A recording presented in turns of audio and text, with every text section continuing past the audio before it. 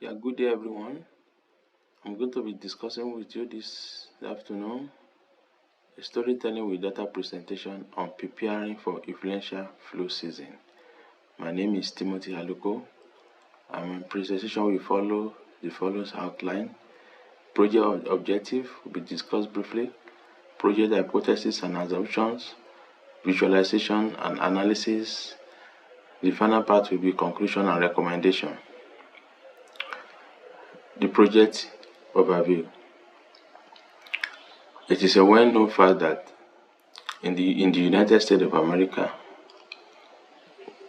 do experience flu season every year. And what is more important is that this flu season normally results in high number of deaths, which we cannot shy away or ignore. And the objective of this project is to plan for the next flu season by the medical staff agency in terms of the medical staff that might be required and to be deployed to the mostly affected regions or state. So the hypothesis of this discussion is the likelihood that the vulnerable age group population may likely die of the flu season next year. Data for CDC from 2019 to 2017 were used for this analysis. And we can see from this pie chart the death rate per year from 2009 and 2017. And we see in 2015 the flu death recorded the highest number of casualties of 49,708. And in 2017 it's 48,000. And this is an indication that every year during the flu season, the country records a high number of flu deaths. So it's an indication that we need to plan for the next season on how to mitigate about this high number of death rate. And on the right of the table is the age categories of total death within this period as well. And we can also see that the high number of deaths were recorded by the vulnerable age group, most especially from the age of 65 plus years and above. So what it means to us is that we need to now establish in which area of the country that these deaths will mostly occur, and what are the implications for this in terms of planning for the next flu seasons. Let me take you through the top 10 states that are mostly affected by this high number of flu deaths. One, if you look at this pie chart, we see that the state that is mostly affected is California, which recorded a high number of deaths on a yearly basis. And we can see in 2017 it has the number of 5,510. The next state that also records the high number of deaths is New York, followed by Texas. And comparable, we can see that California also has the high number of total vulnerable populations, which may also be a factor that's responsible for the high flu death among the vulnerable age group. So what do we do in this regard? Let's look at the state cases of this high death number. But before I go, let me show to you the non-vulnerable population analysis in terms of total number of deaths. And we also indicate that California also has a high number of total deaths from influential flu season. which is also an indication of the numbers of because of the number of its populations. Then we can see that in terms of non-vulnerable population, it also has the high number of non-vulnerable population. So there's a correlation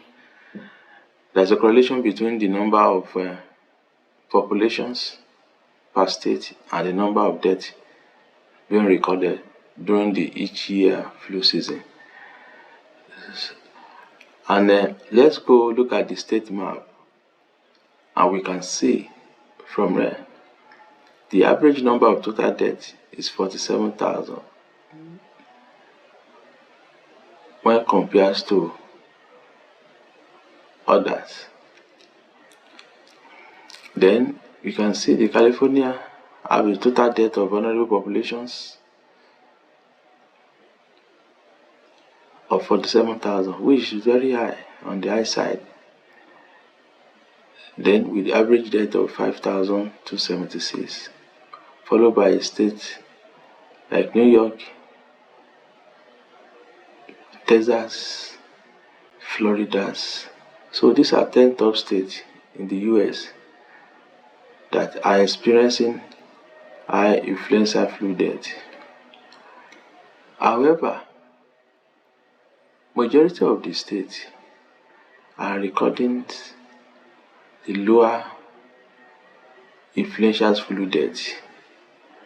There might be some other factors that are responsible for this, which might need to be investigated in our next in further analysis. Then going forward, also for us to be able to plan for the flu season, the next flu season, is also imperative to give an analysis, the seasonality analysis, to know which period of the year that this flu season mostly occur, so that the staffing agency can put in place the proper arrangement to mitigate those number of casualties. Then we can see from the right side of the representation, we can see also that California is the one also recording the high number of seasons. So we can see. Then looking at the month that the flu season starts in the United States, this is an indication that the flu season normally starts in the month of October, going through towards month of February. So this is an indication that the high death of flu season occurs within these 5 months. So which necessitates for us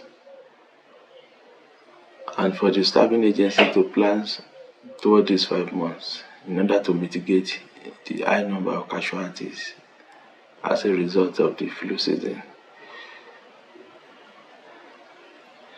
In conclusion,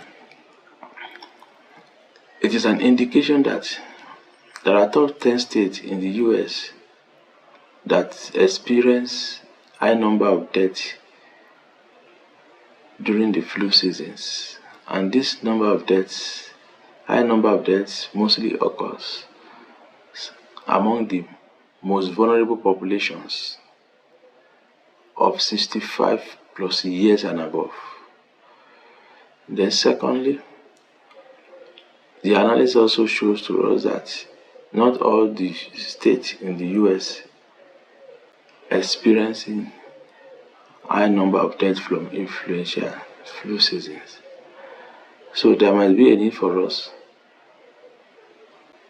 to investigate or to do more analysis to identify if there are other factors or underlying sicknesses that are contributing to this high number of casualty during the flu season, notwithstanding the vulnerable age populations. So my recommendation is that these medical staff agencies should prioritize these 10 states when planning for the next flu seasons and put in place a necessary arrangement for more medical staffs to attend to be deployed in this state.